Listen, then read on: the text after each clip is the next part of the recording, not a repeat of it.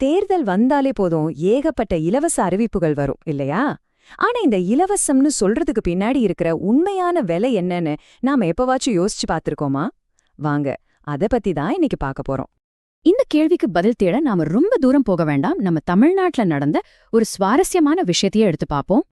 கொஞ்ச வருஷத்துக்கு முன்னாடி தமிழ்நாட்டுல அதிமுக கட்சி தேர்தல்ல ஜெயிக்கிறதுக்காக ஒரு பெரிய வாக்குறுதிய கொடுத்தாங்க.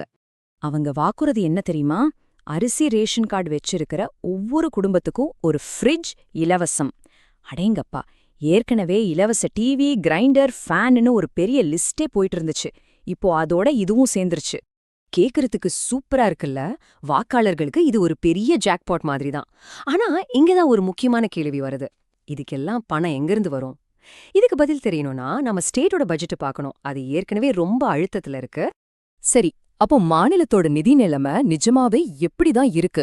வாங்க அந்த கணக்கு வழக்குக்குள்ள கொஞ்சம் ஆழமா போய் பார்ப்போம். முதல்ல நம்ம ஒரு விஷயத்த புரிஞ்சுக்கணும். அதுதான் கமிட்டட் எக்ஸ்பெண்டிச்சர், அதாவது உறுதி செய்யப்பட்ட செலவினம். அப்படின்னா என்னன்னா, கவர்மெண்ட் எம்ப்ளாயிஸ்க்கு சம்பளம், ரிட்டையர்ட் ஆனவங்களுக்கு பென்ஷன், ஏற்கனவே வாங்கின கடனுக்கு வட்டி, இதெல்லாம் அரசாங்கம் தள்ளி போடவே முடியாத, கண்டிப்பா கொடுத்தே ஆக வேண்டிய செலவுகள். இப்போ ஷாக்கிங்கான விஷயம் என்னன்னா, இந்த மாதிரி தவிர்க்க முடியாத செலவுகளே நம்ம மாநிலத்தோட சொந்த வரி வருமானத்துல 87% காலி பண்ணிடுது. ஒரு நிமிஷம், இது மட்டும் இல்ல, இதோட சாப்பாட்டுக்கும் கரண்ட்டுக்கும் கொடுக்கற மானியத்தையும் சேர்த்தா கணக்கு 100 தாண்டிடுது. சரியா சொல்லணும்னா 104.3%.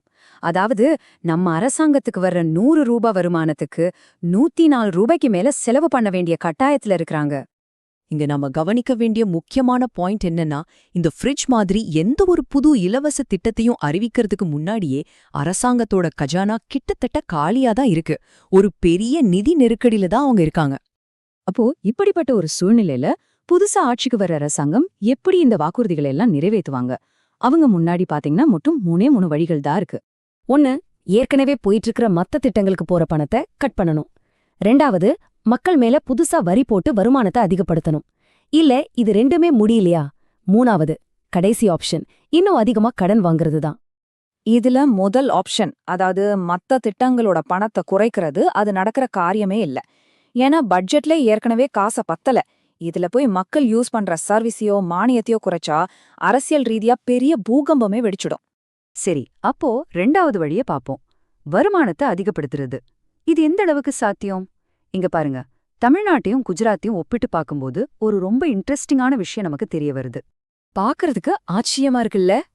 தமிழ்நாட்டோட பொருளாதாரம் குஜராத்தை விட பெரியது. ஆனா மதுபானம் இல்லாத மத்த வரிகளை வசூல் பண்றதுல நாம பின்தங்கியிருக்கோம். யோசிச்சு பாருங்க, குஜராத் மாதிரி நாமளும் திறமையா வரி வசூல் பண்ணா வருஷத்துக்கு எக்ஸ்ட்ராவா ஒரு 8000 கோடி ரூபாய் கிடைக்கும். ஆனா அரசியல் மற்றும் நிர்வாக சிக்கல்கள் காரணமா இது ஒரு எட்டாக்கனி மாதிரி தான் இருக்குன்னு சொல்றாங்க. இப்போ முதல் 2 வழியுமே ரொம்ப கஷ்டம்னு தெரிஞ்சிடுச்சு. அப்போ வேற வழியே இல்லாம அரசாங்கங்கள் மூணாவது, அதாவது கடைசி ஆப்ஷனை நோக்கி தள்ளப்படுறாங்க. ஆமாங்க, கடன் வாங்குறது தான் அந்த கடைசி வழி. நம்ம மாநிலத்தோட கடன் ஏற்கனவே அதோட மொத்த உள்நாட்டு உற்பத்தியில, அதாவது ஜிஎஸ்டிபியில 21% இருக்கு. சட்டப்படி 25% வரைக்கும் கடன் வாங்கலாம். அதனால இன்னும் கொஞ்சம் கடன் வாங்க இடம் இருக்கு. சிம்பிளா சொல்லணும்னா, இன்னைக்கு கொடுக்கற இலவசத்துக்காக நாளைக்கு நம்ம தரையில இன்னும் பெரிய கடன் சுமையை ஏத்தி வைக்கிறாங்க. சரி, இந்த கடன் பட்ஜெட் கணக்கெல்லாம் நம்மள மாதிரி சாதாரண மக்களை எப்படி பாதிக்குது? இங்கதான் இந்த நம்பர்ஸ் எல்லாம் நம்மளோட அன்றாட வாழ்க்கை பிரச்சனையா மாறுது. இதுக்கு ஒரு சரியான உதாரணம் இருக்கு. அரசாங்கத்தோட தணிக்கை அறிக்கை ஒன்னு வேலூர்ல நடந்தத தெளிவா காட்டுது. அங்க ரொம்ப பாப்புலரான அம்மா உணவகம் திட்டத்துக்கு முன்னுரிமை கொடுத்து செலவு செஞ்சிருக்காங்க. இதனால என்னாச்சு தெரியுமா? ஒரு பக்கம் அம்மா உணவகங்களுக்கு நிதி ஒதுக்கிட்டாங்க. ஆனா அதே வேலூர் நகரத்துல 60 ஏரியாக்களுக்கு 7-11 நாளைக்கு ஒரு தடவை தான் குடிதண்ணீர் சப்ளை வந்திருக்கு. இப்போ சொல்லுங்க, எது முக்கியம்? மலிவு விலை சாப்பாடா இல்ல அத்தியாவசியமான குடிதண்ணீரா? இதுதான் இங்க நம்ம யோசிக்க வேண்டிய விஷயம். இதுதான் நாம ஆரம்பத்துல பேசின இலவசங்களோட மறைமுக விலை.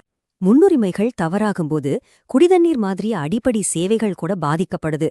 ஏன்னா பணம் எங்கிருந்தாவது வரணும் இல்லையா? சில நேரங்கள்ல அது நம்மளோட அத்தியாவசிய தேவைகளை குறைச்சிட்டு தான் வருது. அப்போ இதுல இருந்து நாம என்ன தெரிஞ்சுக்கணும்? அடுத்த முறை எந்த அரசியல்வாதியா இருந்தாலும் சரி, ஒரு பெரிய இலவச திட்டத்தை அறிவிக்கும்போது நாம அவங்க கிட்ட கேட்க வேண்டிய முதல் கேள்வி என்னவா இருக்கணும்னு நீங்க நினைக்கிறீங்க?